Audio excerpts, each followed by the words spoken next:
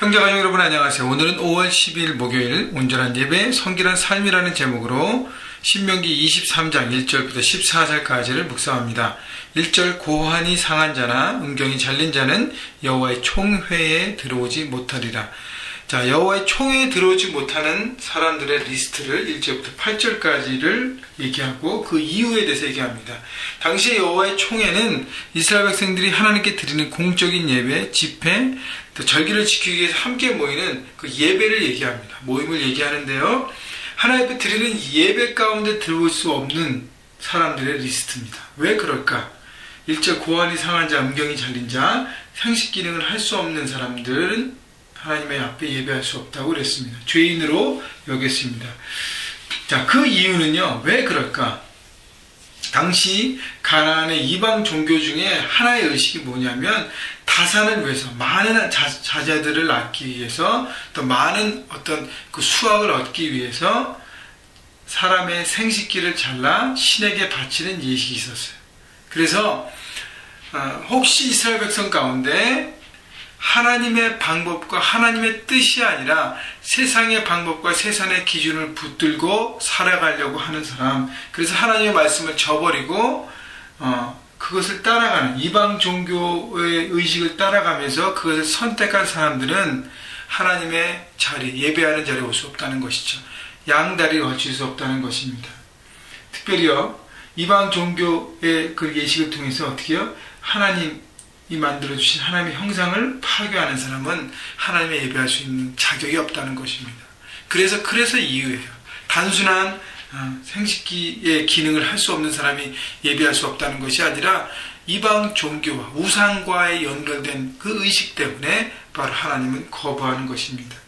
결국 하나님이냐 세상의 방법이냐 우리는 선택해야 그 기로에 있는 것이죠. 바로 하나님만을 선택하고 예배하는 사람들만 순결한 신앙, 영적인 순결을 지키는 사람, 영적인 순결뿐 아니라 육신적인 순결을 지키는 사람만이, 하나님만을 선택하는 사람만이, 하나님만을 믿는 사람만이 하나님을 예배할 수 있는 조건이 된다는 것이죠. 그래서 바로 거룩하고 구별된 공동체를 하나님은 만들기를 원하신다는 것입니다. 2절 사생자는 여호와의 총회에 들어오지 못하리니 10대에 이르기까지도 여호와의 총회에 들어오지 못하리라. 여기서 말하는 사생자는 이방인과 결혼해서 낳은 혼혈아를 말합니다. 또 불법적인 성관계, 근친상간이나 이런 관계 때문에 낳은 아이를 얘기하는데 더 비중 있는 것은 이방인과 결혼하고 낳은 혼혈아예요. 그러니까 가나안의 족속의 땅, 가나안의 땅에 들어가서 이스라엘 백성들이 순결을 지키는 것은 이방인과 혼인하지 말아야 될 것은 다른 이유가 아니에요. 하나님만을 믿는 신앙의 공동체를 만들기 위한 것입니다. 그런 영적인 의미로 받아들이는 것이죠. 그래서 혈통의 문제가 아니라 종교의 문제라는 것이죠. 신앙의 문제라는 것입니다. 그래서 그 신앙을 지키지 못하는 사람은 하나님 앞에 나올 수 없다는 것입니다. 3절 암몬 사람과 모압 사람은 여호와의 총회에 들어오지 못하리니 그들에게 속한 자는 10대뿐 아니라 영원히 여호와의 총회에 들어오지 못하리라. 그들은 너희가 애굽에서 나올 때 떡과 물로 너희를 길에서 영접하지 아니하고 메소포타미아의 부돌 사람 부올의 아들 발람에게 뇌물을 주어 너희를 저주하게 하려 했으나, 여러분 암몬과 모압의 조상이 누구예요? 바로 아브라함의 조카 롯입니다. 그런데 암몬과 모압이 어떻게 생겼죠? 조카 롯이 소돔과 고모라에 살았는데 소돔과 고모라가 멸망했습니다. 그때 조카 롯하고 두 딸만 겨우 살아남았습니다. 살아남은 후에 두 딸이 생각하기에 이제는 우리가 속해 있는 곳에 남자랑은 아버지밖에 없다. 아버지에게 속여서 술을 먹이고 어떻게 해요? 잠자리를 같이 합니다. 근친상간을 하는 것이죠. 불륜을 저지른 것이죠. 그걸 통해서 자식을 낳습니다. 그래서 암몬과 모압 조상이 되었고요. 그 후손이 되었어요. 그러니까 잘못된 관계로 낳은 족속이에요. 그런 민족의 후손들이기 때문에 어떤 그런 뿌리를 갖고 있는 걸 여러분 이해하시고요. 그러나 더 정확한 이유는 4절 그 백성들이, 이스라엘 백성들이 이제 가나안에 정착하고 광야를 통과하는 모든 길에서 이제 암몬과 모압 사람의 땅을 지나가야 되는데 어떻게 해요? 발람이나 선지자를 통해서 이스라엘 백성을 저주하게 했습니다. 하나님의 백성들을 저주하게 했어요. 평화로 나오는 하나님의 백성들을 저주하게 했습니다. 그런데 하나님은 어떻게 하죠? 5절을 보면 그 저주를 변하여 복이 되게 하셨다. 발람의 입을 통해서 저주가 아니라 축복을 얘기하게 하셨어요. 여러분, 하나님의 뜻은 아무도 막을 수 없습니다. 하나님의 축복, 하나님의 길을 막을 수 있는 것은 아무것도 없어요. 결국 우리는 순종해야 하는 것입니다. 그 다음에 이제 7절에 보면 에돔 사람과 그 다음에 애굽 사람을 함께 품으라 그럽니다. 그들의 3대 후손 자손은 여호와의 총에 들어올 수 있느라. 결국 열방을 향한 하나님의 어떤 그 열어놓으심, 이스라엘 백성뿐만 아니라 주변도 열어놓으신 하나님의 마음을 우리가 볼 수 있습니다. 우리가 1절부터 8절까지를 정리해보면 예배의 삶은 거룩한 관계와 거룩한 생활로 이어지는 것입니다. 여러분, 여호와의 총에 들어오지 못하는 것은 단순히 어떤 무슨 자격을 얘기하는 것이 아니라 우리가 삶 가운데 어떤 결정을 하고 어떤 선택을 하고 어떻게 살아가느냐가 하나님과의 관계에 가장 큰 영향을 주는 것이죠. 삶을 막 살고 세상 가운데 하나님의 말씀의 기준을 선택하지 않고 세상의 방법과 원리 따라가면서 세상 사람처럼 살면서 하나님을 예배할 수 없다는 것입니다. 여러분, 중요한 것은요, 우리가 늘 알지만 주일날 예배를 거룩하게 드리는 것 너무너무 중요합니다. 이것도 중요합니다. 그러나 더 중요한 것은, 연결해서 중요한 것은 삶 가운데 우리가 어떻게 결정하고 생활을 하느냐는 것입니다. 거기가 바로 주일 예배와 또 연결되는 것이기 때문이에요. 그래서 하나님을 예배하는 삶은, 하나님만을 바라보는 사람은 자기 삶 가운데도 하나님의 말씀과 기준을 선택하며 살아가는 사람입니다. 9절부터 14절 봅니다. 내가 적군을 치러 출진할 때에 모든 악한 일을 스스로 삼갈지니 너희 중에 누가 밤에 몽설함으로 부정하거든 진영 밖으로 나가서 진영 안에 들어오지 아니하다가 해질 때 목욕하고 해진 후에 진에 들어올 것이요 내 진영 밖에 변소를 마련하고 그리 나가되 내 기구의 작은 사업을 더하여 밖에 나가서 대변을 볼 때에 그것을 땅을 팔 것이요 몸을 돌려 그 배설물을 덮을지니라.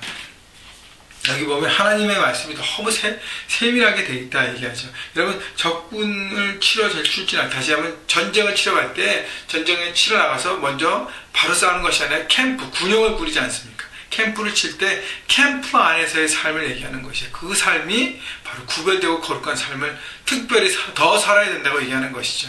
평소에도 그렇게 살아야 되지만 전쟁을 칠 때는 더 구별해 살아야 된다는 것이에요. 그래서 자기 몸을 깨끗하게 해야 된다는 것이에요. 육체적인 청결과 위생을 얘기합니다. 또 배설물들을 어떻게 해요? 캠프 안에 두지 않고 밖에 둬서 깨끗하게 그 몸의 청결과 위생을 유지하라는 것이죠. 그런데 꼭 육신적인 청결뿐 아니라 어떻게 해요? 영적으로도 청결하고 거룩함을 유지해야 하는 것이 바로 우리가 생각해야 될 부분이에요. 14절 보세요. 이는 내 하나님 여호와께서 너를 구원하시고 적군을 내게 넘기시려고 내 진영 중에 행하심이라. 그러므로 내 진영을 거룩하여 하라. 그리하면 내게서 불결한 것을 보이시지 않으므로 너를 떠나지 아니하시라. 여러분, 하나님이 함께 할 수 있는 모든 상황은요, 거룩함이에요. 거룩함입니다. 죄가 없어야 하는 것입니다. 여러분, 그래서 우리 하나님 앞에 예배하러 나갈 때 늘 내 죄를 고백하고 십자가로 씻는 이유는 바로 하나님의 임재를 우리가 바라기 때문이에요. 여러분, 여러분의 하나님 앞에 나가는 예배뿐 아니라 여러분의 삶, 여러분이 속해 있는 가정과 캠퍼스와 직장이 하나님께서 역사하시는 그 통로가 되기 위해서는, 현장이 되기 위해서는 그것이 거룩한 땅, 거룩한 가정, 거룩한 직장, 거룩한 여러분의 인생이 되어야 하는 것입니다. 여러분, 그래야 하나님께서 임재하시고 역사하십니다. 그러기 위해서는 우리가 선택해야죠. 하나님을 선택하고 구별된 삶을 살아야 하는 것입니다. 여러분, 죄악은요, 철저하게 버려야 합니다. 버려야 합니다. 특별히 오늘과 또 요즘 계속 그저께 어저께 나온 말씀, 성적인 관계의 모든 죄악들은 여러분 떠나야 합니다. 또 청결한 삶은 여러분 마음에서 시작돼요. 마음이 청결하지 않으면 청결한 삶을 선택할 수 없습니다. 여러분, 마음을 깨끗하게 하기 위해서 뭐예요? 여러분이 뭘 생각하고 뭘 바라보냐에 따라 틀립니다. 그래서 여러분 매일매일 큐티하라고 얘기하는 것입니다. 킬리키트를 이렇게 강조하는 것입니다. 여러분, 말씀이 여러분 가운데, 마음 가운데 심겨질 때 여러분 거룩한 생각과 거룩한 마음, 하나님 마음을 품을 수 있잖아요. 그래서요, 하나님 마음으로 선택할 수 있습니다. 세상을 이길 수 있습니다. 여러분, 그렇기 때문에 거룩함을 지키는 것. 어느 하루 저는 며칠 전부터 계속 여러분 순교자의 삶, 십자가의 삶, 십자가의 길 순교자의 삶이니까 제목은 지금 정확히 기억 안 나는데, 하나님의 사랑이 영원히 함께하리, 십자가의 길을 걷는 자에게, 순교자의 삶을 사는 이에게, 조롱하는 소리와 세상 유혹 속에도 주의 순결한 신부가 되리라. 내 생명 주님께 드리리. 순결한 신부가 여러분 되어야 하는 것입니다. 순결한 신부는 여러분 모습에서만 나오는 것이 아니라 삶의 선택에서 나오는 것이죠. 여러분 마음을 청결하게 하시고 거룩하게 하시고 세상의 기준을 여러분 삶 가운데 그 세상의 기준을 여러분 버리시고 하나님의 기준을 선택할 수 있는 여러분 용기가 있어야 하는 것입니다. 여러분 하나님의 뜻을 따를 때, 바로 순종할 때 우리는 전쟁에서 이기고 여러분 삶 가운데서 많은 것들이 축복을 얻게 되는 하나님의 축복을 여러분 바라볼 때 여러분 과감하게 믿음으로 하나님을 선택할 수 있고 세상을 버릴 수 있습니다. 여러분 그렇게 청결한, 영적으로 순결한 삶을 선택하셔서 여러분의 삶이 정말 하나님 앞에 축복되시기를, 하나님 임재가 날마다 거하고 하나님과 동행하시기를 주님의 이름으로 축원합니다.